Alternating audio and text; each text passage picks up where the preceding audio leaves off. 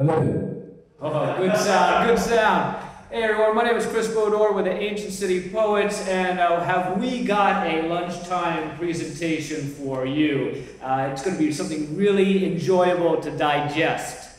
I know you're going to enjoy it. No Tums are going to be required for this meal. We have Kimmy Van Kooten and Robert Waldner, two members of the Ancient City Poets, and our good friend Sam Pacetti will be telling some stories, playing some guitar, and collaborating with Robert. So, how do you become a member of the Ancient City Poets? That's something that people say to me time and time again. Well, it's a very stringent procedure. First, you have to write your name on the sign-up sheet whenever we do an open mic. That's on the last Sunday of every month. And the second thing you have to do is actually come up to the podium and read or recite your poem. When you do those two difficult tasks, you become inducted into the Order of the Ancient City Poets. And we do have someone in the audience who is newly inducted, Mr. John Bouchard. He is a new member of the Ancient City Poets. He read a poem when we were involved with his podcast. And so he was in the company of the Ancient City Poets. His name was on a list, and he shared a poem. So we met those two stringent criteria, so we gave him a t-shirt. Now look at you guys. Audience-wise, this is what shows up usually for our reading. We have a good 15, 20 people who show up every month. Also in the audience are the 15 people who are getting on the list. And so it's a great gathering once a month of 40 to 50 people drinking coffee and enjoying the spoken word. Well, what did we do during COVID? We went to Zoom just like everyone else. And at that point, we had Ancient City Poets zooming in from Ireland one month, from California the next, and from the Midwest 1 month. So the Ancient City Poets, thanks to Zoom, got an international audience. So we're growing. People are learning about the ancient city and the poets who call the ancient city their home. So, let me begin the program. On last week in rock history, May 6th, 1965, Keith Richards did a concert with the Rolling Stones at a hotel in Clearwater, Florida. And he couldn't sleep. He had a guitar riff going through his mind, so he turned on his recording device, like a tape recorder, got out his guitar, and he kept on playing that riff over and over again until he fell asleep. Well, he woke up, I guess he's a rock star, he probably woke up at 4 in the afternoon, and he played back the recording, and it was the opening riff to I Can't Get No Satisfaction. You know that one? You're going to bust out that riff. Do the riff. I can't get no satisfaction. So that could have happened in any hotel room in any city in the United States, but the reality is it happened in a hotel in Clearwater, Florida. So those are the kind of stories that I gravitate to, the things that happened in St. Augustine that could have happened anywhere, but they happened in the town that I live in. So we had our 450th anniversary a couple of years back, and I wanted to try to get into all those shows for free that they were doing. So I said to a local magazine, I want to write a story about, the 450th, and they actually said to me, no, Chris, we don't want you to write a 200-word article. We want you to write a poem about the 450th. So that was a really cool professional credit and an opportunity to write about the 450th. So I went to a lot of the events, I soaked it all in, and I put pen to paper, and I created a poem called Poetic Snapshots 450.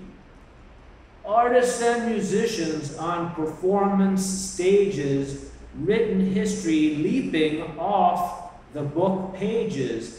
What a way to say, happy 450th birthday, St. Augustine, a town as unique as an inverted obelisk. Neighbors and co-workers celebrating shoulder to shoulder with tourists and faraway travelers, revealing and reveling on the same ground where tempers flared 50 years ago at the whites-only swimming pool of the Monsoon Motor Lodge, a melting pot fiesta, a living amends, so to speak, a festival for the eyes, so much to see, a festival for the ears, so much to hear, a festival for the soul, so much for the heart to feel. The streets of St. Augustine have been flooded for 450 years, and most likely there'll be 450 more years of flooding. A flood of art, a flood of love, a flood of peace. St. Augustine, Florida. Do you realize how amazing you are?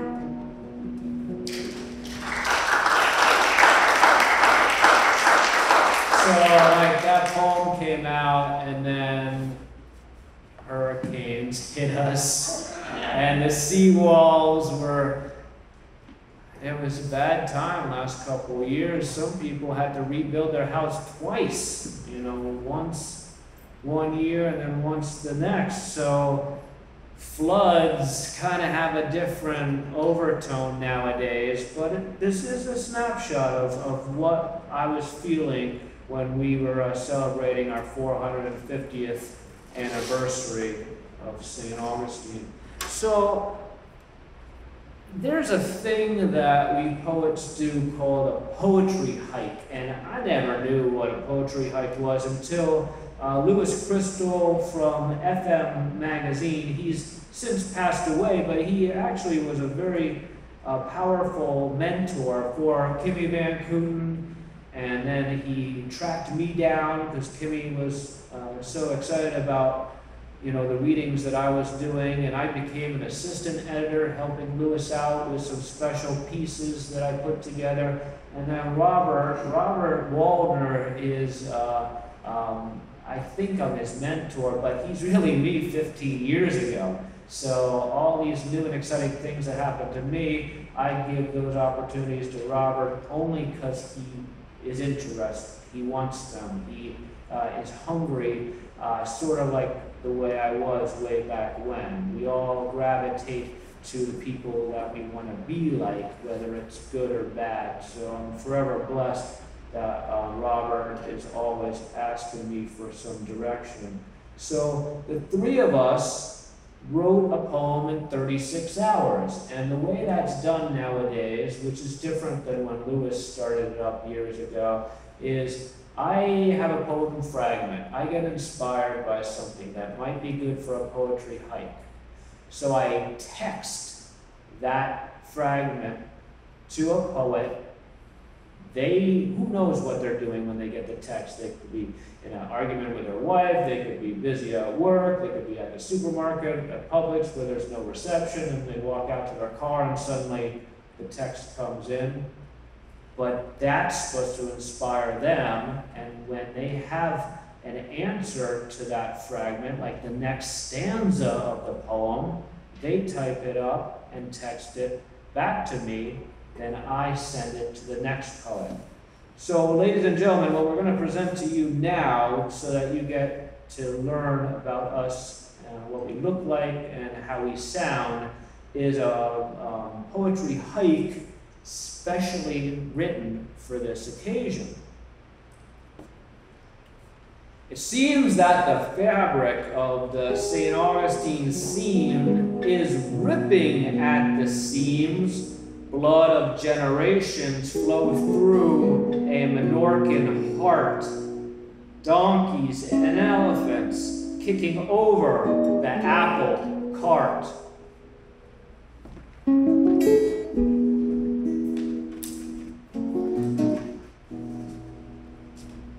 It seems that the textures of the St. Augustine scene, the feel of those ripping seams, carnage of proliferations, sowed through the tomb plot, relishings, donkeys and elephants both, or lion skins.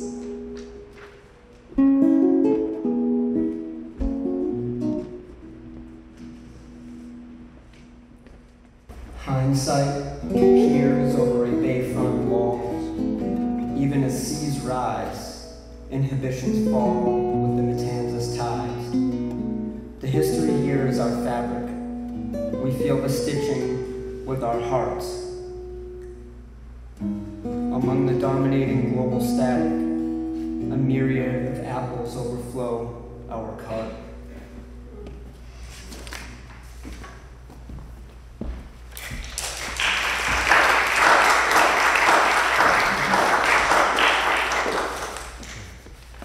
Handwritten just for you. So there's no title for that. You guys, can submit a title if you want. What was speaking to you, what you felt that poem was all about.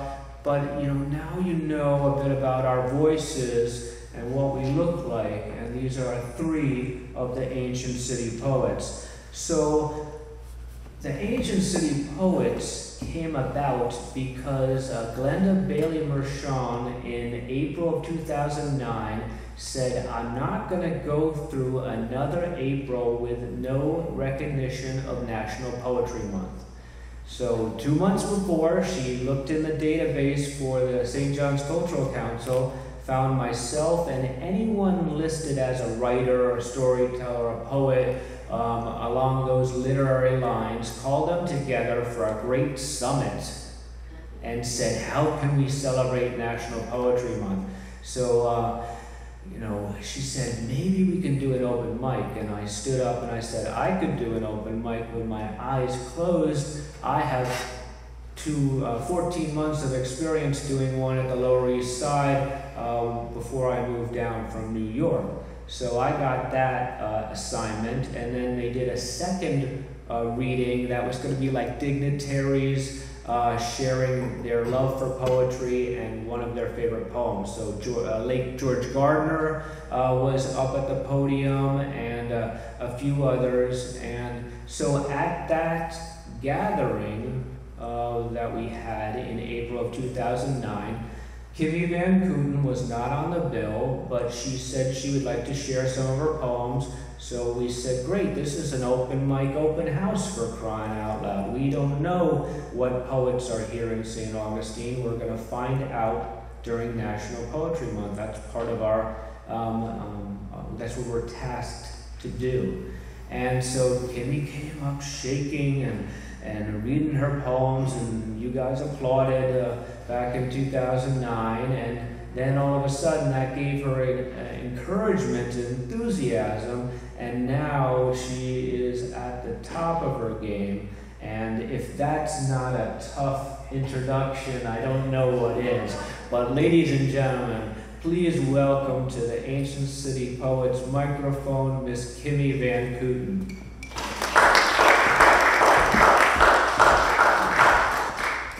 Thanks, Chris. I remember that. I had to take a shake break and only gave him half the poem, sat down for about 20 minutes and came back and took the rest. Those were the days. This poem I wrote is called Clap for Charlotte. These warm clapboards on the south side of Charlotte tend to soothe my spirit. I fix my slouch on a sunny spot so my fallow brain can hear it. The breath above of each plank affixed, tongue and groove overlying my lines. I see shadows, but is darkness chosen to outshine my might? Will is ardor, idling limits. These clapboards offer no applause. Thoughts of wizened, asking, am I inept? Leans my soul to pause.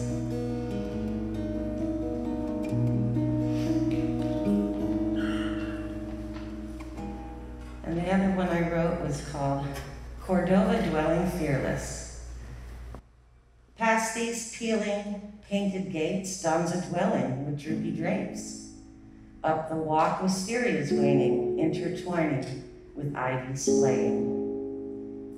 Crawling coverings, creeping chinks, pendulous palms, palisades pinks. On the old knocker, knee-kicked door, hails the horn of a unicorn. All aside for all fear subsides, ruin regurgitates bats inside. Darkness doesn't deem dread or doom, open the gates and rent a room. And this one I wrote specifically for today. Walking on cobblestones with the ancient city poets. Something's speaking to me, way down deep in my soul, redounding in the sounds walking on cobblestones. Transistors in a way, I really can't explain. I feel it understep, the rebound, then the refrain.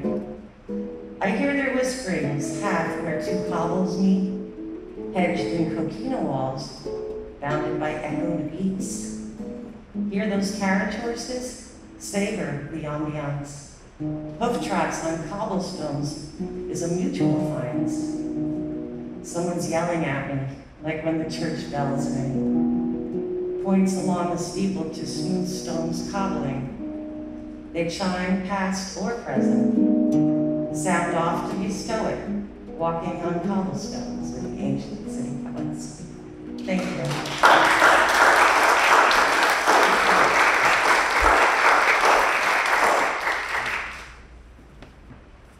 Say it again for Kimmy Van Houten.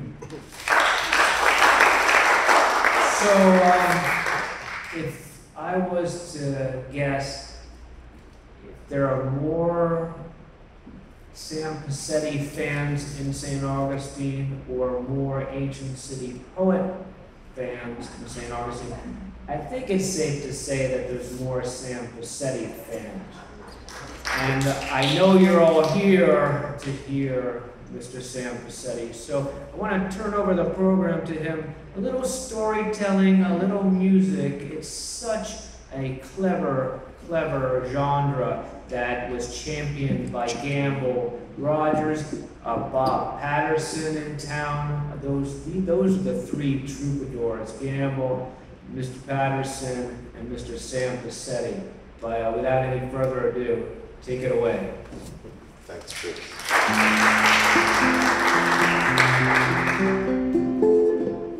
It's a pleasure to be back participating with the Romanza Fest again. I think the first time I played for you was in 2018 in May.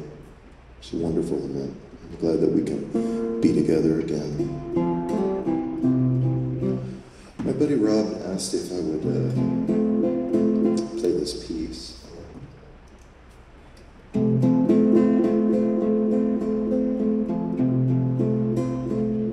So in '96, I left the U.S. and I moved to Ireland for a brief period of time and lived just outside of Dublin. Stayed there for stayed there until my visa ran out, and then I stayed a little longer. And then eventually they came looking for me, and they said, now, although we like Americans, you really must go. So I reluctantly left and came back, and at that point was really uncertain what was next or where I was going. So as it ended up, I met a man who had come down to Florida to judge a songwriting competition. He owned a little record company in Chicago called VandeBerg. So he saw my performance and said, I have a deal for you. There won't be any money involved, but I've got a deal for you. And I signed up to VandeBerg Records, and this provoked a move from St. Augustine to Chicago. So, you're born in Florida, you're used to ample sunshine, And I had never experienced a Midwestern winter. So I moved to Chicago, and it's May. And then October rolls around. And one day I go outside and the sky is gray. And a week went by and it was gray. And now it's November and it's still gray and there's no sunshine, and I knew that something peculiar was happening to me, but I didn't quite grasp it yet. And so the deprivation of sunlight on my neurochemistry sent me into what they call seasonal affective disorder. It was a hoot, I can tell you. So somewhere around Thanksgiving, there I am in this lonely apartment in Chicago. Everybody's gone. They're touring Europe. I'm there by myself, and I'm staring out a window at my car on the street, and I'm watching it slowly being buried by snow. And sitting there looking out of the window, I was thinking about my home, this town, the place that I was so lucky to have been born in.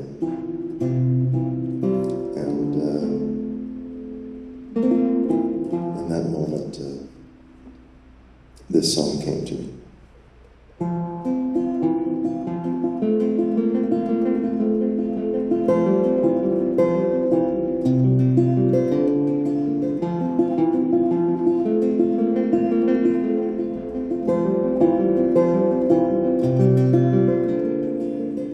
Hello, love, it's been some time since last we spoke, since I have walked upon your skin into the evening breeze, or scaled your fortress wall to free the fear that hides inside. I swear upon my life to you this time I'll never leave. I am the prodigal son, returned to have my say. You'll be my only mistress, we'll live and die this way.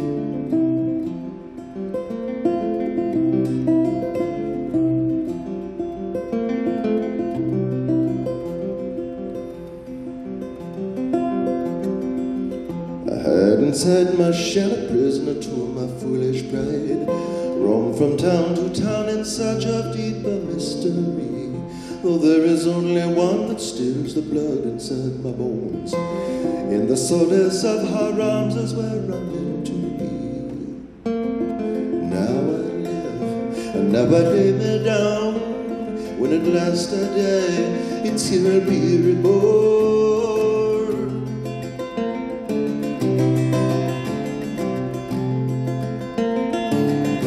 Augustine, Augustine, Augustine.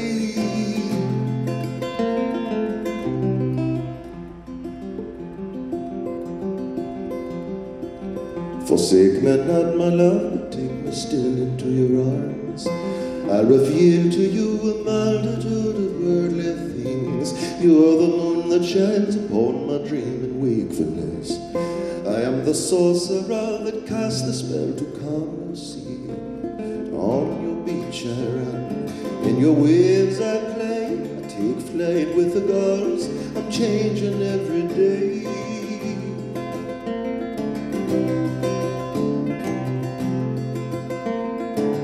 Augustine,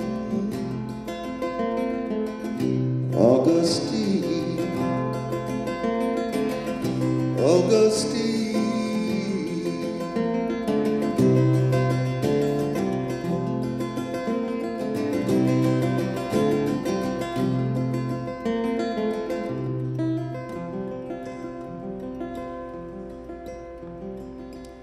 Though oftentimes I'm left fearing what the future brings, like some old god that knows it's dying of the disbelief. I'll walk your streets at night and prowl beneath the harvest moon. Your breath will be the fog that blankets me in early spring. Come closer, I can take it all in. I am a soulless bastard, you're the spell on my skin.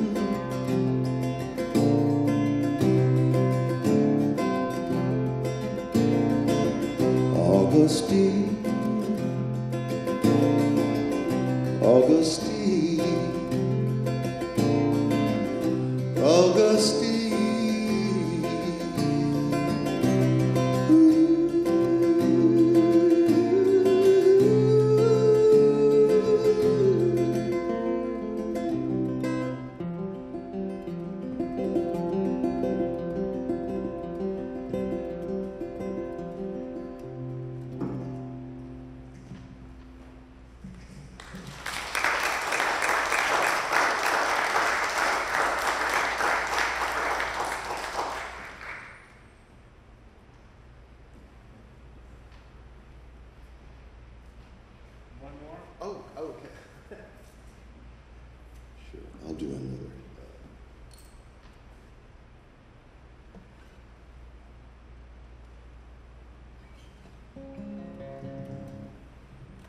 I was very fortunate at about 10th grade to have met a very rare and unusual human named James Rogers. Most people knew him as Gamble.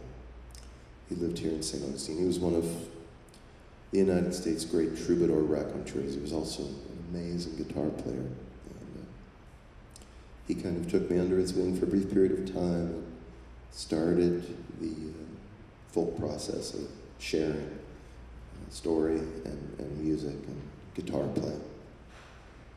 And it's the very first thing we ever worked on when we got together to play. It's an old number from the late 20s called I'll See You in My Dreams.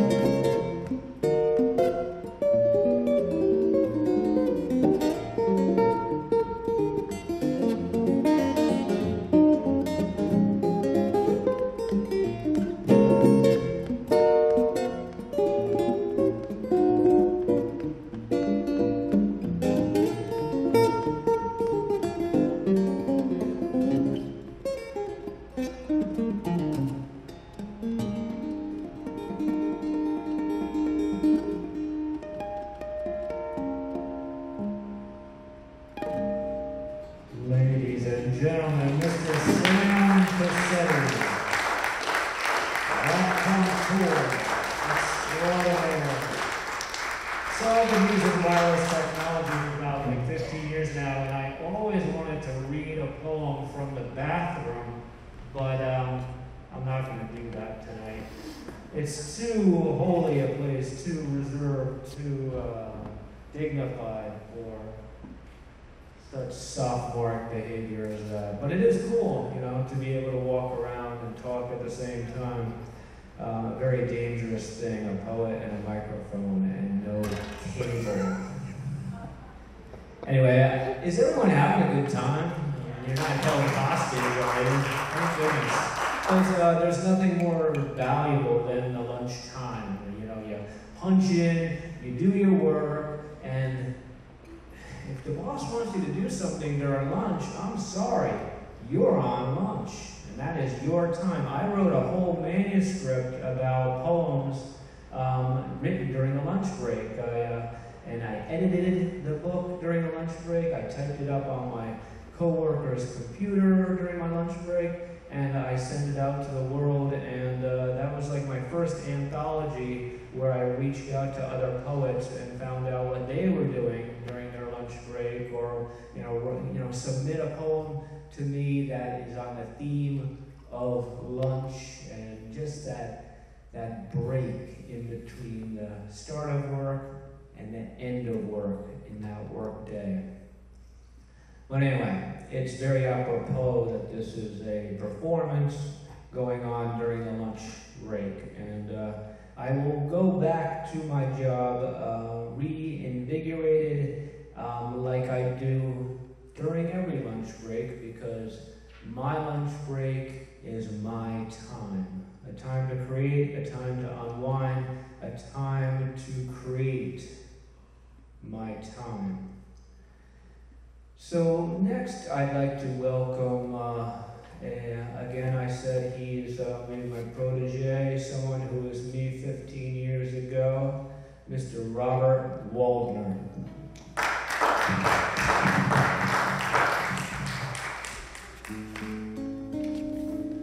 Thank you, Chris.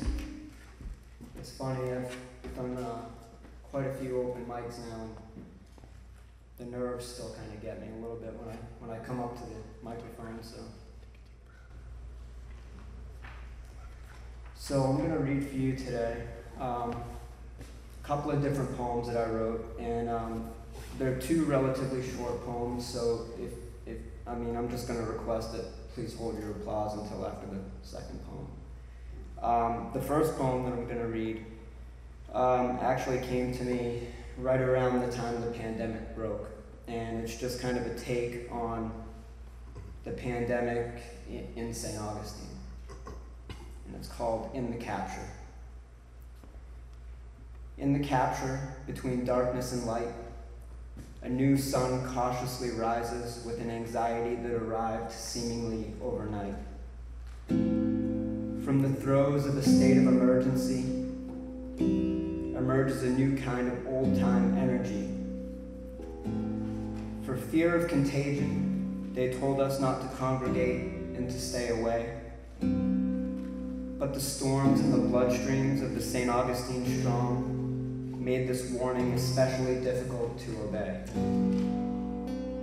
The notion that persistence kills the things that are made to annihilate populations fuels the beer-buzzed Saturday nighters immersed in their inundations. You'll not find sickness on our minds or in our springtime old town jaunts. In St. Augustine, Florida, we nurture the presence of more historic pandemics' haunts. You can disappoint our visitors and cancel our beloved festivities, but we still cautiously invite you to walk our red brick streets as we vow to not let this disease limit our possibilities.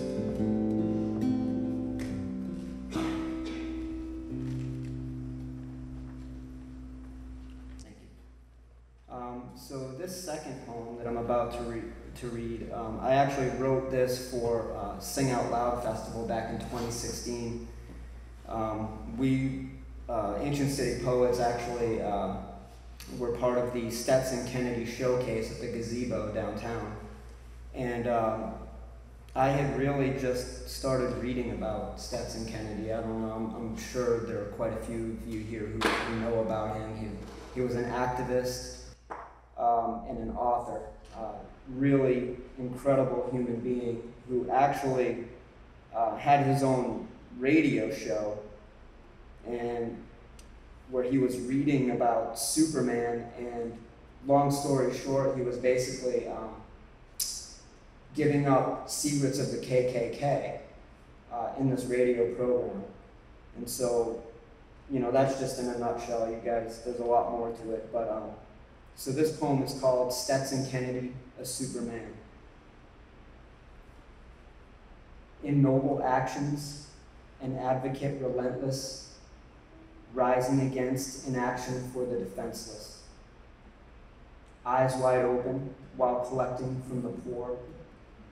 a compassionate soul, born of empathetic youth, walking door to door.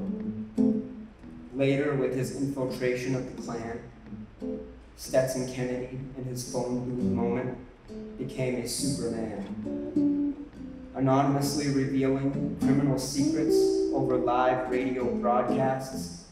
He risked his life for the solace of others, impassioned until the day he died. Stetson Kennedy's legacy lasts. He published his experiences to enlighten the world. While others watched, he valiantly took a stand against injustices no one should ever endure. Stetson Kennedy was, and always will be, America's real-life Superman. Thank you. That's it.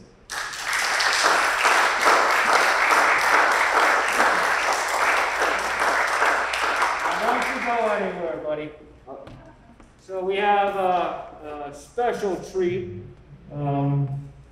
Robert and Sam actually go back a couple of years, and they have had a friendship that's formed over the years.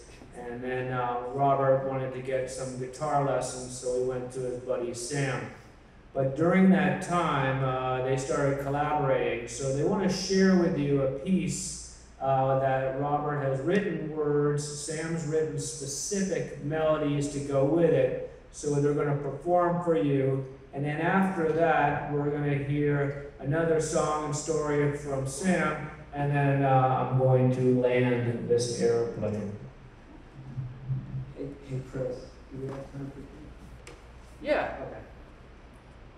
You're going to hear two collaborations between Sam and Robert. So, like Chris said, Sam and I go back about over 20 years. We've worked together, became good friends years ago. And so that's kind of where our relationship started. The first poem is a pretty short one, and it's called Ancient City Awakening. Primordial streets speak for voiceless spirits. Their pleasantries can once again be heard. Long stifled by crowds and chaos, repose emboldens every word.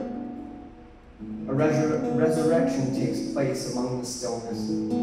Peaceful musings once again return. A health restored in time of illness. What we've long forgotten has finally been relearned. Heed no shame in this uncharted territory we've crossed. With the peace we've gained, we weigh the cost. While today lives in infamy, may tomorrow yield the fruits we found in the many weeks of living that we lost. As the red roofs of yesterday remain on watch along ancient city streets, I hope the breezeway built by elder visionaries cools the tempers of all we meet. And as the city slowly begins to wake from a slumber brought on by an unconscious populace, may coquina walls and narrow roads lead us away from what was wrong with all of us.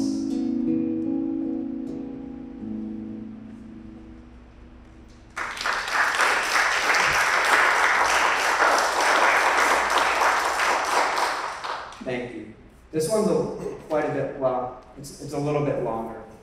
This is one that I wrote probably about 5 or 6 years ago.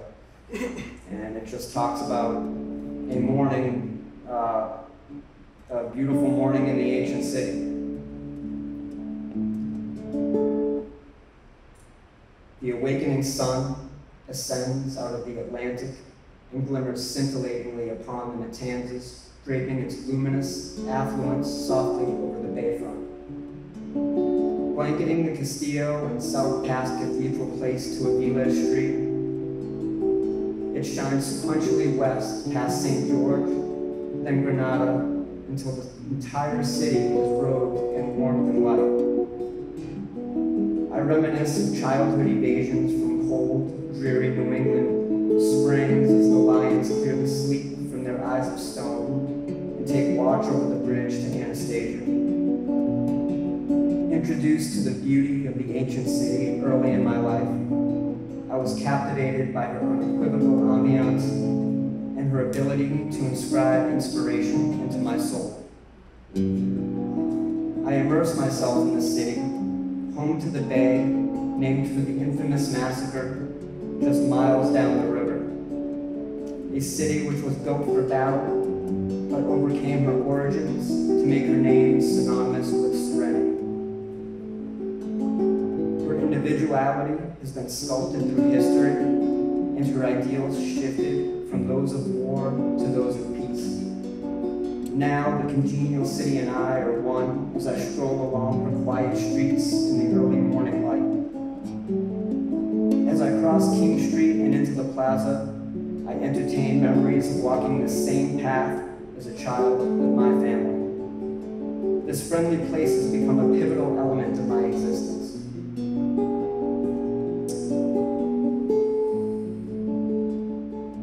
Though it is human nature to constantly search for inspiration among the living, the nature of humans becomes less inspiring by the day.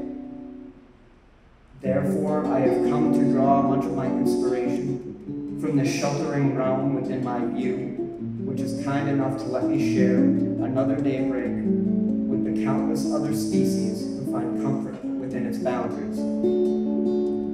Small but majestic, St. Augustine has survived a long, eventful history, one that has added to her mystique. Amiable in temperament, humble in heart, the city generously paints me into her depiction of another morning bestowed upon her by the hand of God. I will absorb the energy of the masterpiece I am surrounded by as I anticipate the eventual moonrise over the bay named for death, but which has come to represent the very best of life. I rest assured that I will soon again be here, seated on a seawall bench, basking in the peace of another ancient city morning.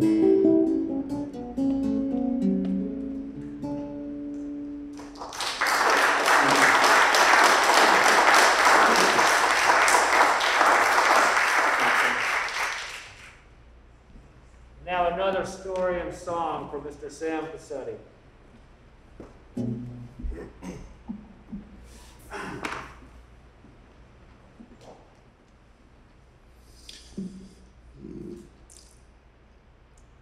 Most of my life I've got by on winging it, right?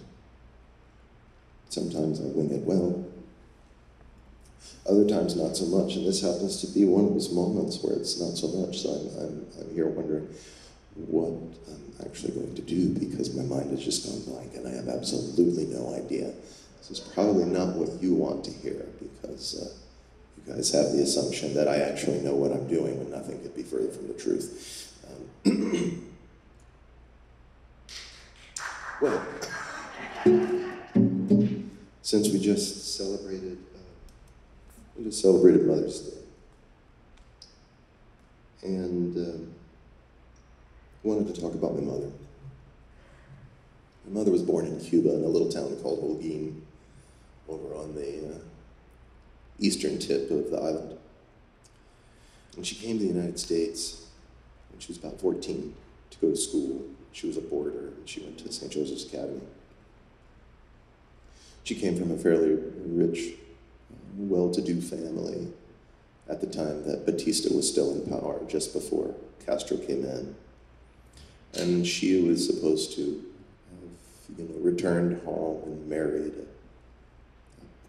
doctor or some such thing, prearranged marriage, as still happened quite a lot in those days. But she met my father, a Florida cracker. And I guess that must have been a novelty for her. So they met and fell into history. Somewhere down the line, I came around. My mother's name was Irma. And she happened to pass on the day that Hurricane Irma finally arrived in St. Augustine. And what was fascinating about it was the storm came and hit Cuba. The epicenter of where it made landfall. It was right over the top of Holguin, where she was born.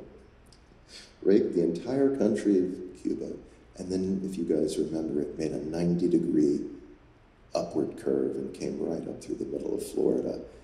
And so finally, and we're all musing on this, of course, you know, how peculiar that a storm named for Mom hits her hometown, crosses the whole country, and arrives in St. Augustine on the day she chooses to go. And we thought, man, she really knows how to make an exit. Mom was an incredible dancer. She loved to do Lindy Hop and Charleston and Jitterbug, and did it really well. And she loved these old tunes, so this is a little medley of pieces from her time.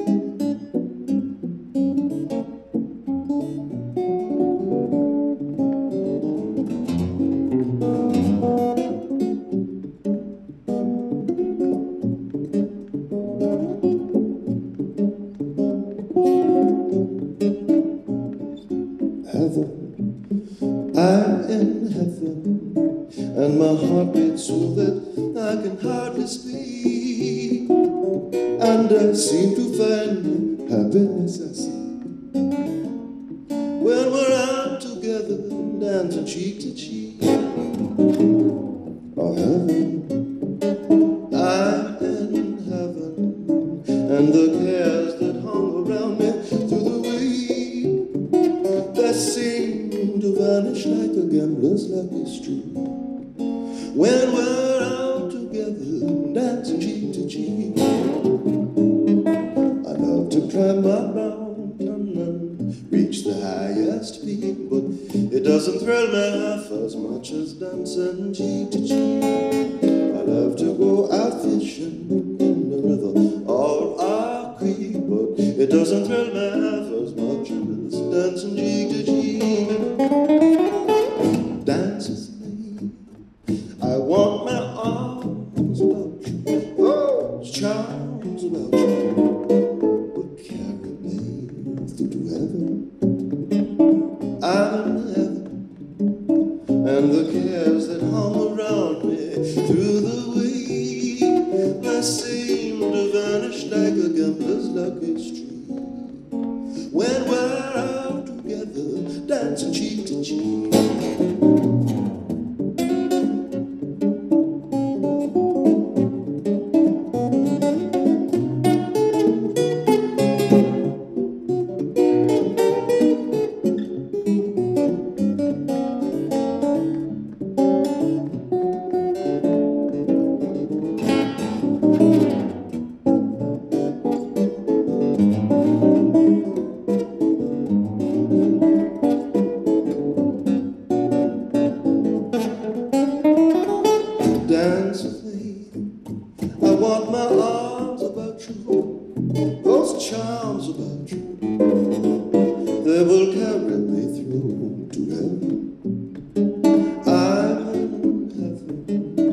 and the cares that hung around me through the week that seemed to vanish like a gambler's lucky streak.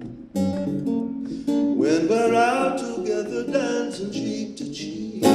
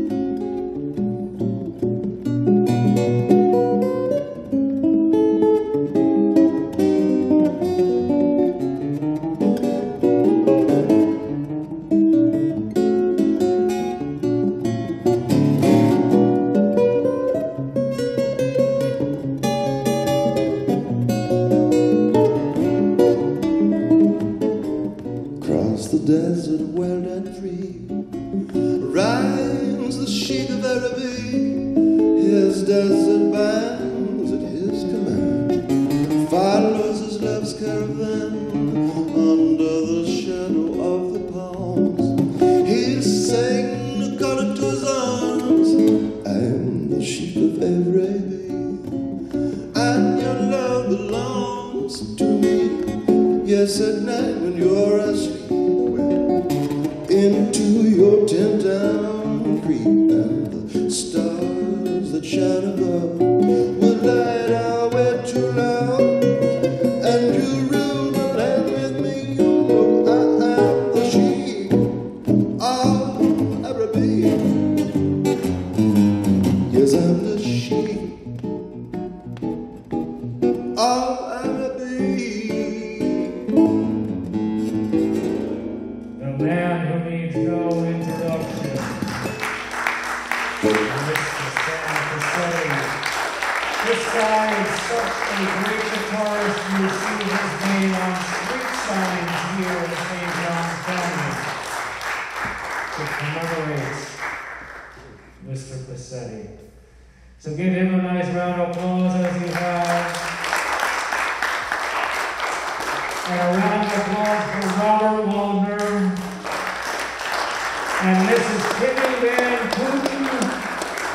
Everyone, you gotta get back on the clock because lunch break is over. I don't want to tie you up at all. So please, learn about the other lunchtime events that are going on all the way till Friday for Romanza. My name is Chris Bodor. If you like what you heard, come join us on the last Sunday of every month at a poetry reading near you. Thank you very much.